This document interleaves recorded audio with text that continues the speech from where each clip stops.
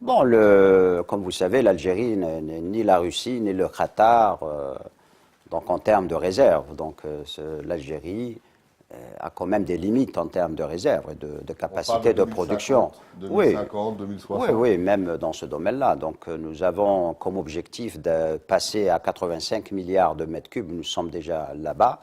Donc nous sommes déjà, actuellement, nous exportons 62 milliards de mètres cubes. La plus grande partie de ces 62 vont à l'Europe. Donc nous sommes plus dépendants de l'Europe que le contraire.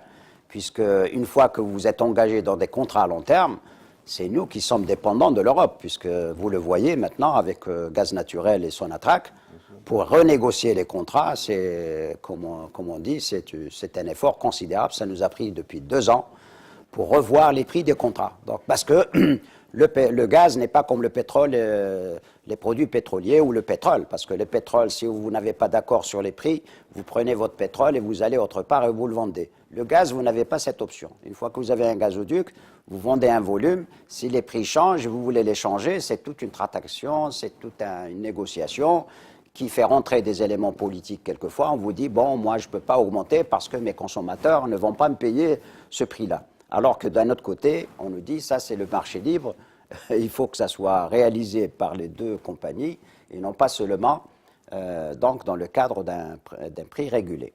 Donc c'est le gaz, il y a la sécurité d'approvisionnement, mais il y a aussi un problème que nous allons rencontrer de plus en plus et qui a montré son bout de nez avec l'affaire de l'Ukraine et avec l'affaire de gaz naturel. C'est le fait que vous êtes lié dans un contrat à long terme et vous n'avez plus la flexibilité de prendre ce gaz et de le prendre autre part et de le négocier et de le vendre au prix du marché. Si par exemple j'ai la possibilité de vendre ce gaz aux États-Unis actuellement à 7 ou 8 dollars, alors que maintenant sur le marché européen, elle a 5 dollars, je peux prendre le GNL, mais je ne peux pas prendre le gaz naturel qui est déjà transmis. Et je ne peux pas négocier rapidement l'évolution du prix. Donc ça, c'est un problème clé qui va se poser dans l'avenir avec tous ces contrats. Il faudrait qu'on en parle. Il y a bien sûr la sécurité d'approvisionnement, mais nous parlons de la sécurité de la demande. Pas tellement parce qu'ils veulent nous assurer la demande. Le problème, c'est qu'ils nous assurent des conditions transparentes et claires de renouvellement des contrats et des conditions. Quand on vous dit, moi je veux renouveler le contrat qui expire dans 10 ans. Et à ce moment-là, on vous dit, bon, moi je veux l'étendre 5 ans, ou 10 ans, ou 20 ans. Sur quelle base nous allons le faire? Ça pose un grand problème. Parce qu'une fois arrivé dans 10 ans, les conditions seront complètement changées, différentes. Et donc la flexibilité que nous avons avec les contrats de GNL, nous ne l'avons pas avec les contrats. Donc nous préférons maintenant aller beaucoup plus vers les contrats de GNL. C'est pour ça que nous construisons les 2 unités de GNL, celle de Skikda et celle de Gaz-Citwil. Donc c'est l'ancien projet Repsol Gaz Naturel que nous allons continuer. Donc nous allons avoir plus de flexibilité avec le gaz naturel. Je peux prendre mon gaz naturel liquéfié, le vendre à la Chine, le vendre aux États-Unis ou le vendre, etc. Et de plus en plus, nous allons tendre vers des projets, des contrats à court terme. C'est-à-dire dans le temps, au début, c'était des contrats de 20 ans. Maintenant, la plupart des contrats ne dépassent pas 10 ans. Et dans quelques années, les contrats vont être peut-être pour 5 ans et peut-être plus tard, on va aller au marché spot. Donc si vous vous liez dès maintenant sur des contrats de 30 ans, 40 ans, vous n'avez plus la flexibilité de profiter du marché spot, quand le marché spot va arriver. Et donc tout cela, il faut le prendre en considération et travailler là-dessus. C'est bien beau la sécurité de l'approvisionnement, mais il y a aussi une demande des pays producteurs-exportateurs pour la sécurité de la demande, non pas en tant que vous nous assurez la demande, mais vous nous assurez quand même un traitement équitable, juste sur les prix au moment voulu. Par exemple, les réserves américaines ne sont pas une menace pour vous, les réserves pétrolières des USA. Si les USA libèrent leurs réserves, ça ne crée pas une menace pour l'OPEP? Non, en tous les cas, ni les réserves des USA, ni les autres. Même, par exemple, dans la mesure où les USA... L'OPEP est à l'abri de ce genre de... Oui, si les USA arrêtent d'acheter le pétrole brut, ils ne peuvent le faire que pendant 1 mois. Pour se satisfaire. Après 1 mois, ils reviendront sur le marché. Parce que les réserves pétrolières des USA ne peuvent pas subvenir aux besoins des USA sauf pour des périodes très limitées, quelques heures, quelques jours, etc. Alors, je saisis la balle au bon et j'ai envie de vous poser une question un petit peu aux confins un petit peu de la politique et de l'économie. L'OPEP, les pays musulmans, les pays arabes, les pays un peu d'Amérique du Sud, bon, sont regroupés autour du consortium OPEP.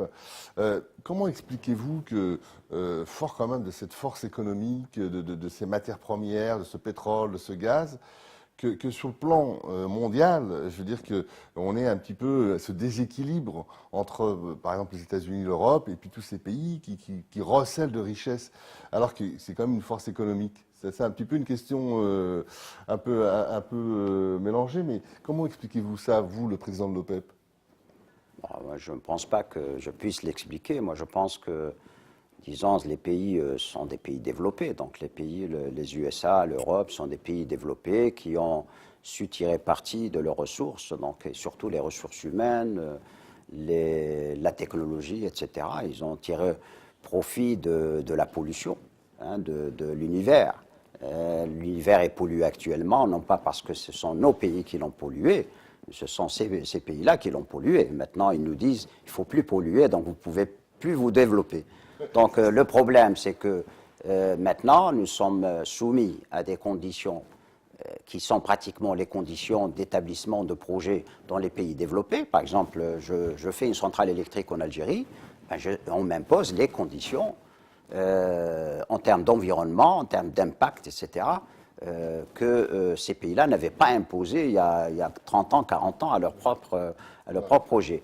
Donc nos pays d'abord sont soumis à cela, ensuite nos pays ne sont pas aussi avancés, donc il y a tout un problème de formation, de ressources humaines, d'organisation, la démocratie, la participation, c'est toute une culture qui se développe et qui va prendre beaucoup de temps pour le développer. Donc il ne suffit pas d'avoir des ressources naturelles, il faut aussi avoir le système. Donc le système démocratique, la participation, que les gens jouent le jeu. Jouent le jeu, parce qu'une fois qu'on rentre dans la démocratie, il faut jouer le jeu. Et ensuite, il faut que les ressources humaines soient utilisées au mieux donc, de l'économie de chacun des pays-là. Monsieur le ministre, on arrive à la fin de cette interview et on aura l'occasion dans d'autres émissions, bien sûr, de revenir à la fois sur ce qui s'est passé depuis l'indépendance d'Algérie dans le secteur énergétique et surtout dans le cadre du développement et de la diversification à travers l'ensemble du travail que vous menez et des actions. Aujourd'hui, vous êtes président de l'OPEP, l'Algérie est président de l'OPEP. Est-ce que vous considérez que c'est un atout pour la mise en place de garanties, dans le cadre de tout ce que vous avez raconté, de la diversification des énergies renouvelables, de créer une industrie privée pour que l'Algérie assoie une véritable indépendance économique et des garanties d'une indépendance économique pour l'avenir, pour le futur? Oui, il n'y a aucun doute que la diversification est la clé du développement. Il faut qu'on diversifie d'abord notre économie, mais il faut aussi qu'on diversifie les sources d'énergie. On ne peut pas seulement compter sur les hydrocarbures à long terme.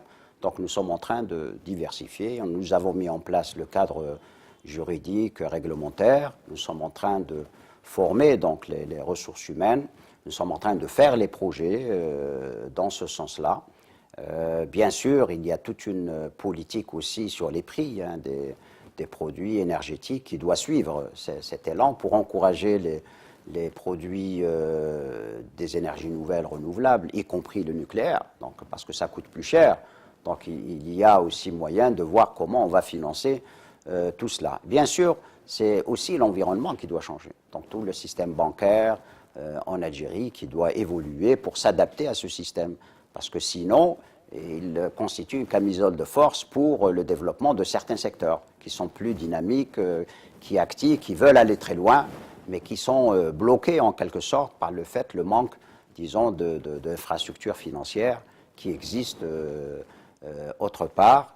Et surtout quand notre secteur est obligé d'utiliser les ressources locales financières. Donc on ne peut pas avoir accès aux ressources financières internationales qui, non pas pour des ressources eux-mêmes, mais c'est surtout pour la qualification des managers dans ces banques, etc. Le fait qu'ils sont beaucoup plus proactifs, qui sont beaucoup plus dynamiques, ils connaissent les instruments de protection, de risque, etc., et qui nous permettent d'aller plus rapidement. Donc nous sommes en quelque sorte le moteur, et nous sommes obligés de tirer les autres avec nous dans ce processus de modernisation. Est-ce possible de créer un espèce de grand Maghreb de l'énergie, de l'expansion économique et un peu plus loin, une Euro-Méditerranée, parce que c'est très à la mode. 2008, ça sera une année très importante dans le cadre de l'Euro-Méditerranée. Vous pensez que c'est quelque chose qui... Oui, d'ailleurs, nous allons avoir une réunion de ministres de l'énergie euro-méditerranéen à Chypre le 17 décembre. Nous allons discuter donc de la plateforme d'action. Je crois qu'on avance très bien puisque, disons, une grande partie des infrastructures que nous sommes en train de développer, les gazoducs, les câbles électriques qui relieront donc l'Algérie aux autres pays euro-méditerranéens, rentrent dans le cadre de ces actions-là. Nous avons déjà engagé en 2003, dans le cadre de la réunion euro-méditerranéenne de Rome, où l'Algérie était vice-présidente, de commencer à travailler sur le marché maghrébin de l'électricité. Donc nous sommes déjà très avancés dans ce domaine.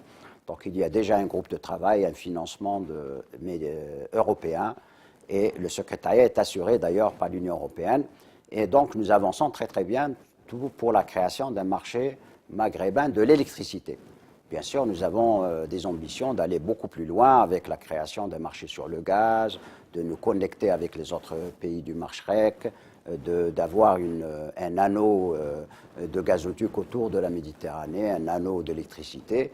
Bon, mais c'est très très loin. Ça nécessite donc des progrès dans beaucoup de domaines, dans la législation, la réglementation et bien sûr les ressources humaines. Mais je crois que l'Algérie est beaucoup plus avancée, beaucoup de pays en ces termes-là, puisque nos commissions de régulation siègent déjà avec le partenaire européen. Ils sont peut-être plus avancés que certains pays européens dans le domaine de la réglementation, par exemple énergétique. Monsieur le ministre, merci mille fois pour toutes ces informations et cet éclairage tout à fait particulier, en tout cas sur la politique énergétique, le rôle de l'Algérie à la fois en Maghreb, en Euro-Méditerranée et dans le monde. On aura l'occasion, bien sûr, d'avoir d'autres rencontres et de vous suivre dans le cadre de ce développement. Merci d'avoir accepté cette rencontre exceptionnelle sur Beurre TV, la chaîne Méditerranée, et à très bientôt. À très bientôt, merci.